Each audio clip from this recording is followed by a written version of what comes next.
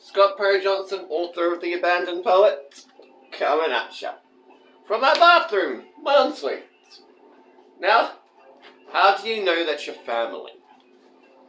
Right now I'm sitting on the throne, none of your business, naked, with my cat companion. So supernatural. Yeah?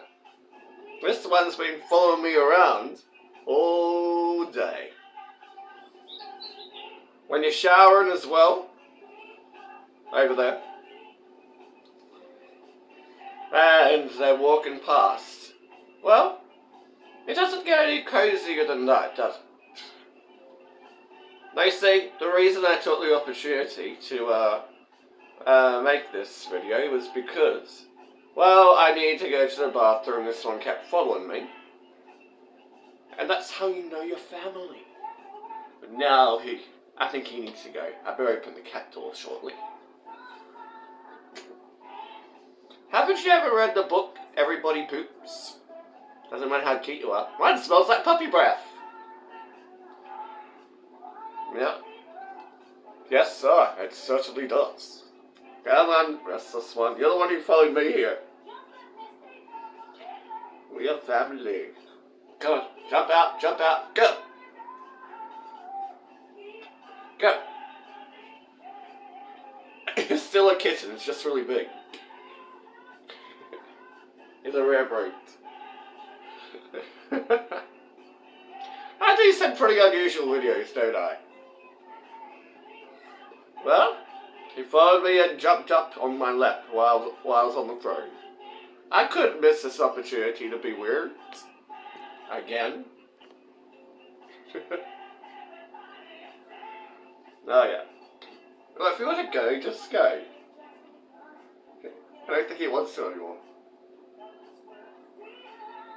This is how you know your family. This is how you know your family. When I was a kid, I used to walk into my mother by accident. And she was just like, alright. Make up your mind, you want to stay or go? My family. I also got another cat. Well, you've probably seen her in other videos. Now, if you excuse me, I'm gonna continue my shift, and then I'll get back to you after a nice shower. Always stay hygienic. Now, while you hear the rushing water from the shower, which I'm going to be jumping into shortly, let's talk about hygiene. Hygiene is very important. I undress, shower, dry off, and dress again. I do. I does. I is. I was. I am. Yada, yada, yada. I couldn't miss this opportunity, but that freakishly big kitten followed me around. Believe me, he's only less than 2 years old. Can you believe it? So once I'm done on this throne, yep, I'll be jumping into that shower. Doesn't it sound beautiful? My key to success was always honesty. There's nothing that's not open about me. If I could walk down the streets naked, I would. You remember that video, don't you? If I could. Did I just incorporate a video into another video? I think I just did.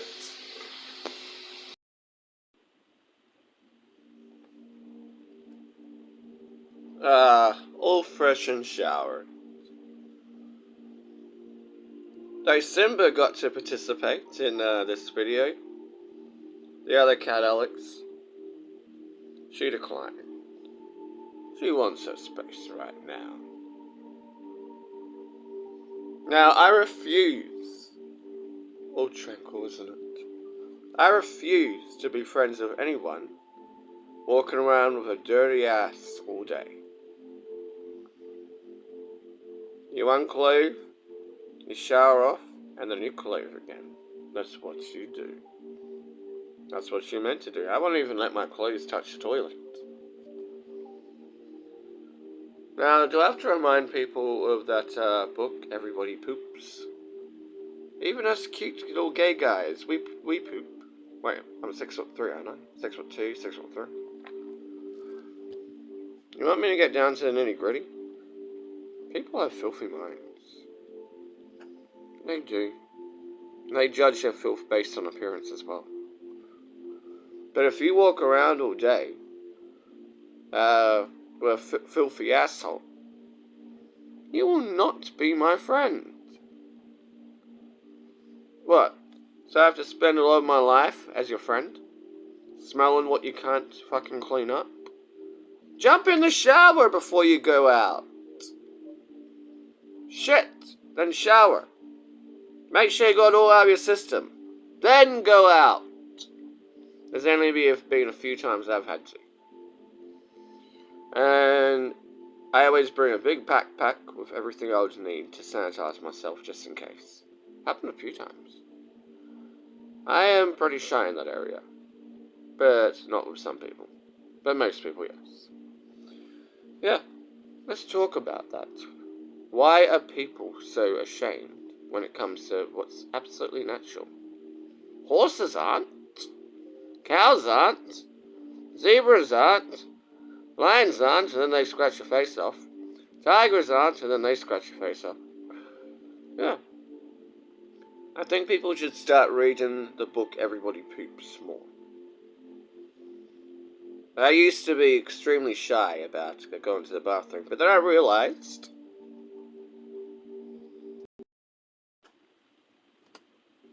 my poop smells like puppy breath. So why am I shy anymore? Everything about me is cute. And there's nothing you can do about it. Jealous and tall poppy syndrome people at the back of the line. I'm pretty sure if I was the only person in the world to have an anus and no one else did, I would be killed in Iran.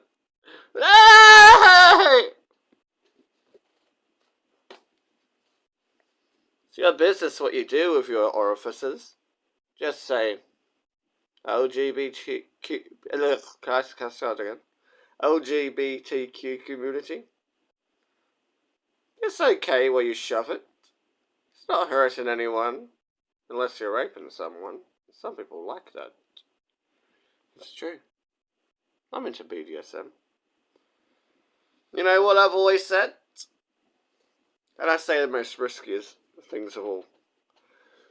Now, you can't compare being a heterosexual to homosexuals because 95% of so-called straight men who can actually get laid have shoved their dick up a woman. So, basically, it doesn't only make him a poofter, it makes her a poofter too. Just saying. Who knew that teenagers on a web series could be so risque? Welcome to Ms. Mojo, and today we're counting down our picks for the top 10 adult jokes on iCarly you definitely missed. For this list, we'll be looking at moments from this Nickelodeon sitcom that probably flew over your head as a youngster, but seem far less innocent through an adult viewer's eyes. I know, you see, somehow the world will change for me and be so wonderful. Number 10. Changes. Carly develops an arch nemesis after the wormy Neville gives her an unwelcome kiss and she fires back with a fistful of tapenade. Look, I don't want to sound rude, but I really didn't come here to dance. Could you just interview me about the Neville! I stole a kiss upon your cheek, and now another kiss I seek. Seek some tapenade! In internet troll fashion, Neville gets vengeance by giving iCarly a scathing review on his site. So how does the gang thwart this diabolical villain? They tattle on him to his mommy. His mom is shocked that Neville gave Carly a negative review out of spite, and is even more appalled to learn that he stole a kiss from her. Neville's mom is especially surprised, since she thought he didn't like girls. As Neville points out, he's going through changes. You told me you thought girls were yucky. That was last year. Going through changes. The kids at home might not know what those changes are, but they'll likely piece it together once their voices start dropping. Why does your voice sound deeper? I don't know, puberty. Number 9. Lady Doctor. Discussing what they did over the weekend, Sam slyly says that she went shopping with her mom, which we're pretty sure means shoplifting based on Carly's disapproving reaction. This is followed by another joke that requires some reading into, well, at least if you're under the age of 13. Freddie notes that he needs to accompany his mom to her lady doctor. I gotta go with my mom to her lady doctor. Most kids assumed at the time that Freddie was merely talking about a doctor who happens to be a woman. Now that we're older, however, it's clear that lady doctor is code for gynecologist. It's also possible that Freddie was talking about an obstetrician, although we doubt Mrs. Benson was pregnant. Let's just be grateful that Freddie doesn't go into detail regarding the appointment. Number 8. Wet and sticky. To say that Mrs. Benson is a neat freak would be an understatement. Seriously, how many people do you know have pictures of vacuum cleaners hanging in their home? Another decoration you'll find in the Benson apartment is a framed quote reading, "Wet and sticky is very icky." This isn't the full quote though, as Mrs. Benson adds in an earlier episode that sticky and wet makes mommy upset. Why is the counter wet and sticky? Oh, well, I had to... Wet and sticky is very icky. Sticky and wet makes mommy upset. The line itself already sounds rather dirty, and the way Mrs. Benson says it only adds to the innuendo, whether intentional or not. Spencer isn't sure how to respond, and neither are we. Maybe this is the real reason why Mrs. Benson and Lubert broke up, if you catch our drift. I will not let just anyone rent a room in this house. Number 7. Juggling balls. In this episode, Spencer lands a girlfriend named Connie who does tricks. No, not like that. Well, actually, maybe kind of like that. Let us explain. Oh, all right. I've been thinking that was Pretty Sophie innuendo too. Please, pretty please. Pretty please with sprinkles on top. No, and I told you, I'm diabetic. I'll be your best friend. Okay.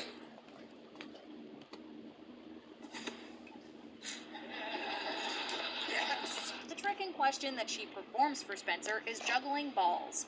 For the record, we're talking about actual balls. Yeah. You know, like the kind that a clown would juggle at a birthday party. Spencer gets just a little too excited whenever she breaks out the balls, however.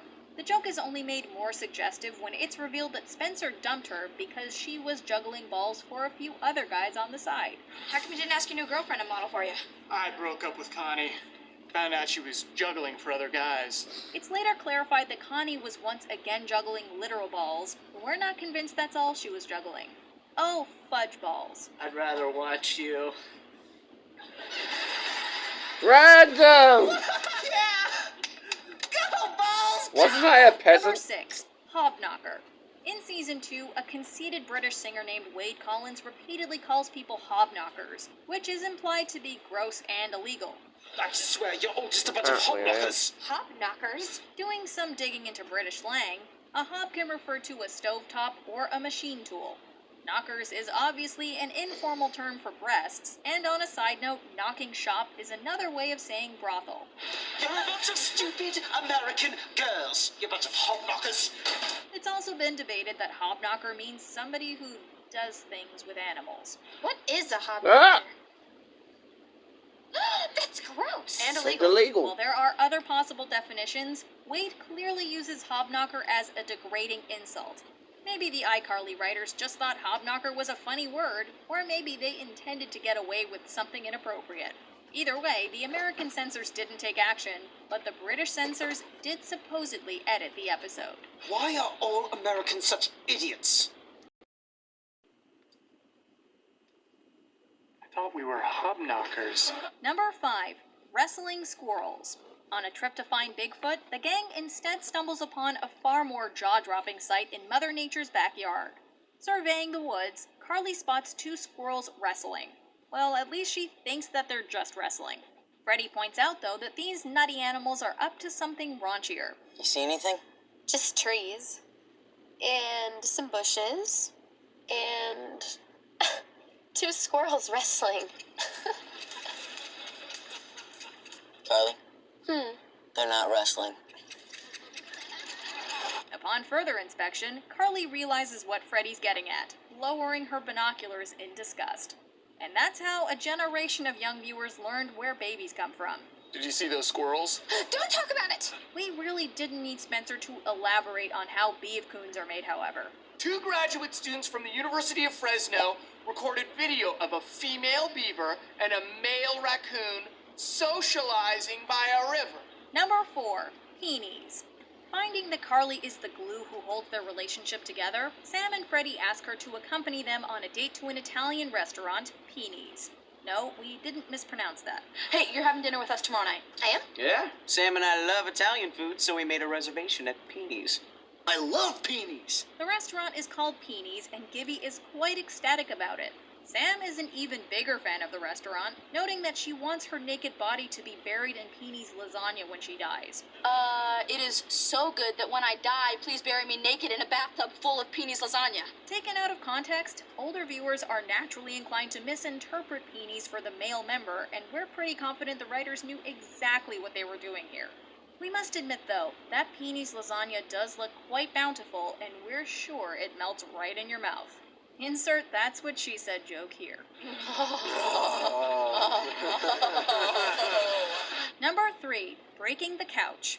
In order to get his hands on a pie recipe, Spencer reluctantly winds up on a date with the increasingly weird Trudy. Would you consider Consider what? maybe sharing the recipe with me? I don't know. I'd pay you for it. I'd rather go on a date with you. He invites her over to his apartment for a spaghetti taco dinner, but she's ready to skip right to dessert. Where Spencer just wants to eat some pie, Trudy wants to eat him up, suggesting that they take the party to the couch. Spencer tries dodging her come-ons by saying that the couch is broken, but Trudy is eager to break it some more. What do you say we move this party to the couch?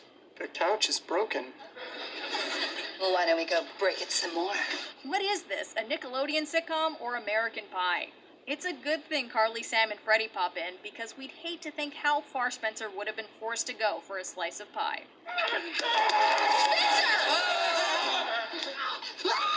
Number 2, Apartment 8D. Sometimes the most off-color jokes are hiding in plain sight. Throughout the first 3 seasons, you might have noticed that Freddie lives in Apartment 8D.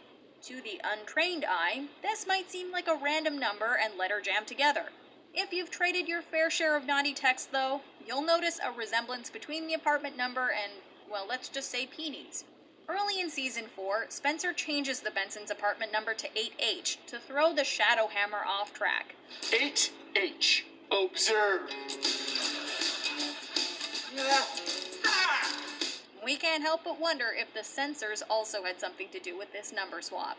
In any case, this was among the show's edgiest running gags, not to mention one of the hardest to catch. Okay, I was today years old when I found out about that. Before we unveil our top pick, here are a few honorable mentions that aren't quite as subtle, but nevertheless shocked America.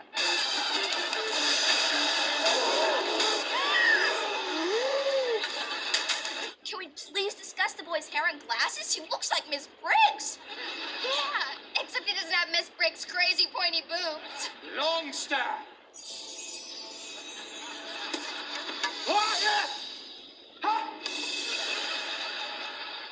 Wrist balls.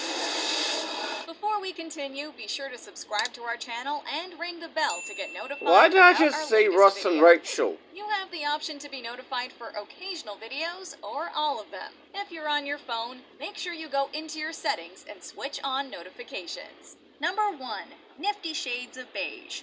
50 Shades of Grey has provided an endless source of satire. You know who they are, Jeff Aniston and David Schwimmer. Why did I just see them? How was that relevant? To comedians everywhere. It may have been targeted at kids, but iCarly was one of the earlier shows to poke fun at E.L. James's adult novel. Oh man, no way. No way, no way, no way! My tickets from Funky Festers! In the penultimate episode, Spencer drags Guppy to Funk E Festers to win a prize. Guppy, you want to come hang with me for the rest of the day? I don't care. Good, come on! The bored Guppy passes the time by reading a book entitled Nifty Shades of Beige. One passage is apparently so outrageous that it leaves little Guppy with a stunned expression on his face. We're not sure what exactly Guppy read, but we think it's safe to say that the characters in the book were doing something much better and stickier than wrestling. Come on, Guppy! Let's go get massages. Happy birthday! Oh, jeez. Do you agree with our picks? Check out this other recent clip from Ms. Mojo. And Starting be sure getting to subscribe fucking and bored. ring the bell to be notified about our latest videos.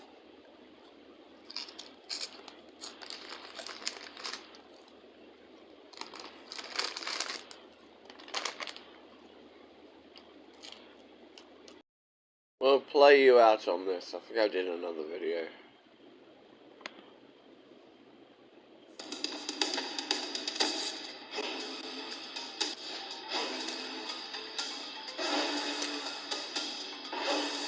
I know that your powers of redemption are as wet as a warthog's backside. But thick as you are, pay attention. My words are a matter of pride. It's clear from your vacant expression. The lights are not all on upstairs. But we are talking kings and successions. Even you can't be caught unawares. So prepare for the chance of a lifetime. Be prepared for sensational news. A shining new era is tiptoeing nearer. And where do we feature? Just listen to teacher. I know it Don't be sounds sorted, sordid, but you'll be rewarded. when at last That's I why have to fund my dues. And in Who's just else? a delicious square. Be brave.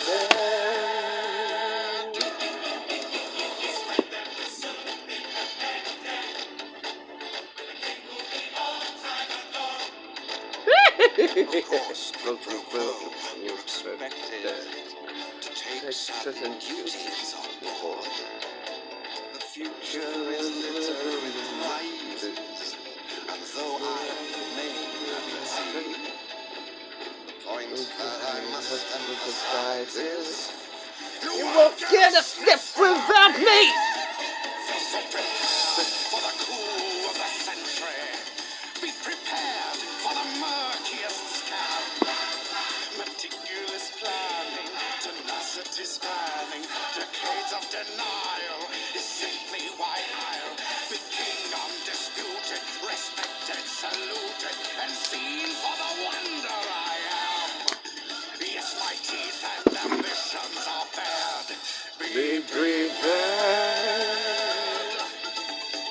Yes, my teeth and ambitions are bared. Be prepared.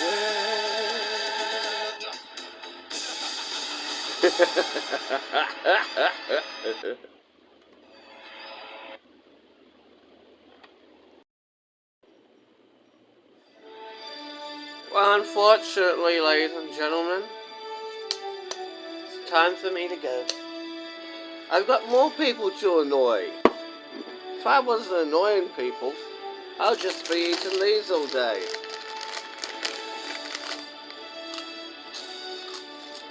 I'll do them too. Well, thank you for having me. I do appreciate it. Even if I can act like a prick at times.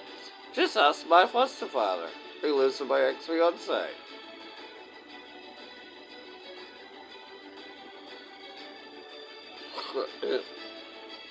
Yeah, kind of weird, right? Well, it has been a pleasure. And you know what? You shouldn't have to be shy about natural habits. Natural habits are natural habits. For example, I'm eating right now. What, you want me to stop so what, just for you? So I can starve? Yeah, that ain't happening. Yep. Now if you find time, check out a book called Everybody Poops. I know I'm adorable. But we all do. Except for people who need special operations. Yeah, there was this one girl related to my ex-fiance's family. She had a procedure. I have no idea how she managed to pass. But yeah, we all do. And what we do with our body parts is our business. No matter what sexuality you are. Yeah, it's our business. The shower fixes everything, I always say. Most people are fucking stupid idiots on the face of the earth. It's true. Sad, but very true. If you're as intelligent as me and you figure out how to write a book at only the age of 2019 and only being 32 years old, then feel free to contact me anytime, because it's possible you're not a fucking idiot. Okay. This is Scott Perry Johnson, author of The Abandoned Poet, signing off. Enjoyed pork crackle. I don't care if you're Jewish. It's delicious. Bye!